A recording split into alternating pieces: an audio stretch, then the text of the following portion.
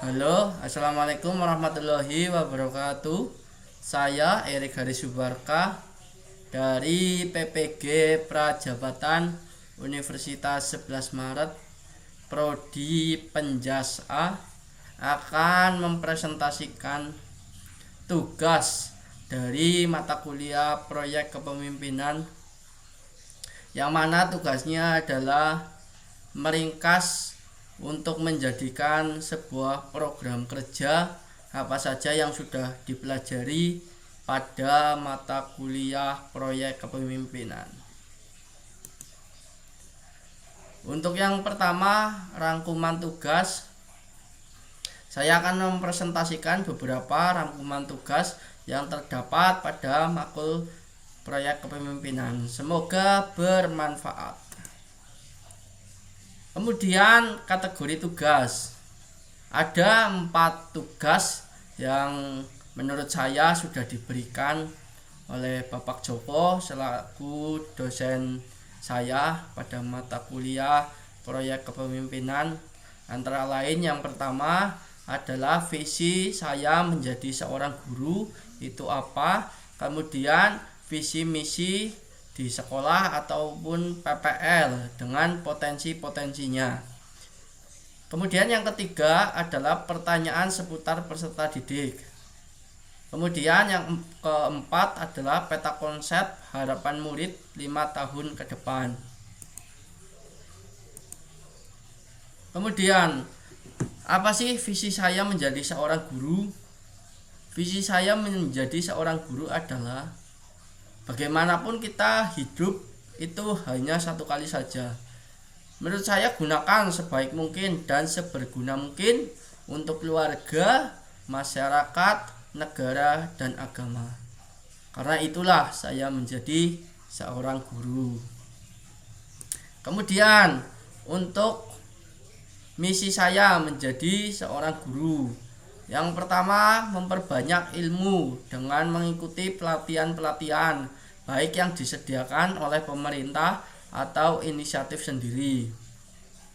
Kemudian yang kedua menciptakan pelajaran yang menyenangkan sesuai dengan karakteristik siswa abad ke-21.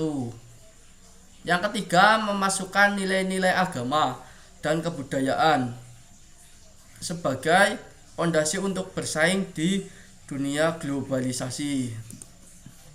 Kemudian visi sekolah dan potensi-potensinya. Visi sekolah dari SD saya terdahulu yaitu menciptakan manusia yang cerdas dan paripurna serta berakhlak mulia. Kemudian misi sekolah apa saja yang ditempuh untuk mencapai visi tersebut, yaitu penanaman pendidikan karakter dan sopan santun. Kedua, melatih pembiasaan keagamaan seperti pembiasaan sholat duhur, berjamaah, dan lain-lain. Kemudian yang ketiga, mempraktikkan pembelajaran abad ke-21. Kemudian untuk mencapai visi dan misi tentunya ada potensi sekolah. Untuk potensi sekolah saya yaitu yang pertama melalui pendidikan karakter seperti sebelum masuk kelas siswa baris terlebih dahulu karena pembentukan untuk menjadi tertib. Kemudian berdoa sebelum jam pelajaran untuk menciptakan karakter yang religius.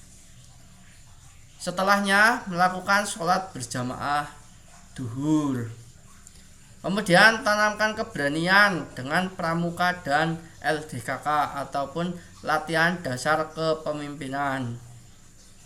Kemudian menggali potensi, minat, dan bakat dengan ekstrakurikuler pilihan.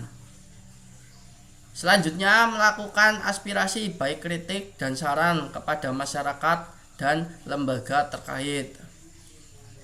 Yang terakhir melakukan pendidikan sopan santun kepada murid dengan pendekatan 5S, yaitu senyum, salam, sapa, sopan, santun. Kemudian untuk topik kedua yaitu pertanyaan-pertanyaan seputar peserta didik. Yang pertama, ada soal untuk pertanyaan. Saya memimpikan murid yang kalau saya memimpikan murid yang dapat mengikuti pelajaran dengan bersungguh-sungguh serta termotivasi semangat belajar dan mencoba hal yang baru, serta murid yang berperan aktif dalam proses belajar mengajar dan mempunyai keterampilan abad 21. Kemudian saya percaya bahwa murid adalah seseorang manusia yang mempunyai pikiran dan akhlak jika kita membentuknya dengan baik. Tidak ada anak yang bodoh menurut saya, hanya kurang belajar dan kurang mencoba. Tidak ada anak yang bandel dan nakal jika kita selalu membimbing mereka ke arah yang benar. Kemudian di tempat saya mengajar mengutamakan. Menurut saya ketika saya mengajar harus mengutamakan yang pertama itu kedisiplinan dan mengajar dengan sepenuh hati. Guru bukan hanya memberi ilmu saja, tetapi juga sebagai model bagi murid yang akan kita ajar. Bagaimanapun ada pun pepatah mengatakan kalau kita kencing berdiri, pasti murid akan kencingnya berlari. Seperti itu. Bagaimanapun murid akan mencontoh gurunya. Murid di sekolah saya sadar betul bahwa murid masih belum bisa mandiri atau harus dilatih tentang kemandirian, karena mandiri ada awal dari pencapaian kesuksesan. Apapun kalau kita mandiri, kita bisa untuk sendiri. Kemudian saya dan guru lain di sekolah saya paham bahwa saya yakin untuk mengembangkan sekolah ini agar lebih maju dan saling bertukar pikiran dengan guru-guru yang ada di SD tersebut, baik di SD saya ataupun di SD PPL saya. Kemudian pertanyaan nomor 6 atau pertanyaan yang terakhir, saya dan guru lain di sekolah saya paham bahwa masih banyak fasilitas yang harus dibenahi agar pembelajaran lebih maksimal, seperti sarana olahraga yang masih kurang. Kemudian apa sih harapan murid untuk 5 tahun ke depan? Yang pertama, harapan murid bagi seorang pendidik. Murid dapat menuntun kodratnya sendiri. Kemudian yang kedua, murid dapat selamat dunia akhirat. Yang ketiga, berbudi pekerti yang luhur. Yang keempat, menguasai ilmu-ilmu pengetahuan. Kemudian langkah-langkah yang harus dihadapi oleh seorang guru, membuat planning untuk 5 tahun ke depan dengan cara membuat rancangan harapan masa depan. Kedua, memperbaiki tingkah laku seorang guru. Ketiga, membuat pelajaran TIK dengan cara kita memperbanyak pelatihan TIK. 4. Membuat bahan ajar yang menyenangkan. 5. Sering mempraktekkan pelajaran berbasis diskusi. 6. Membuat soal HOTS. Kemudian tantangan yang harus dihadapi. Guru masih awam dengan pembelajaran berbasis internet. Banyak aplikasi-aplikasi yang belum banyak diketahui, padahal aplikasi tersebut baik untuk pengajaran. 3. Banyak orang tua yang masih belum paham terkait kegunaan positif penggunaan smartphone bagi siswa. Murid sekarang masih memasuki hal-hal dengan meniru hal-hal yang kurang baik di sosial media dengan konten-konten yang berbau pornografi. Kemudian sikap kita sebagai seorang guru untuk menghadapi murid 5 tahun ke depan. 1. Meningkatkan keterampilan kita dalam pengelolaan TIK. Kedua, memperdalam ilmu pengetahuan dengan cara belajar dengan baik di sosial media maupun internet. 3. Banyak melakukan terobosan-terobosan baru dalam mendidik dengan menggabungkan teknologi secara sedikit-sedikit. 4. Tanamkan nilai-nilai norma yang ada baik di masyarakat. 5. Perkuat akidah agama bagi anak, karena pondasi yang pertama itu adalah agama.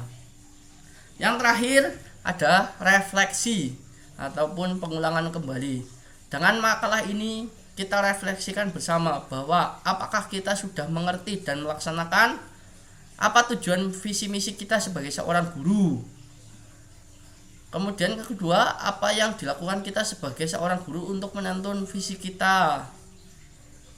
Ketiga, apa program kita untuk menjadi seorang guru. 4, bagaimana murid yang kita idamkan. Kelima, bagaimana membentuk murid kita 5 tahun ke depan. Dari makalah tersebut harusnya kita bisa menjawab pertanyaan-pertanyaan di atas. Kemudian saya tanyakan, apakah kita sudah menjadi seorang guru yang baik bagi murid kita? Silakan merenungkan. Untuk jawaban itu semua ada pada diri Anda masing-masing. Semoga bermanfaat. Demikian makalah yang saya sampaikan. Semoga bermanfaat bagi kita semua. Amin. Ya Rabbal Alamin. Cukup sekian dari saya. Bila ada kesalahan mohon maaf. Terima kasih. Wassalamualaikum warahmatullahi wabarakatuh.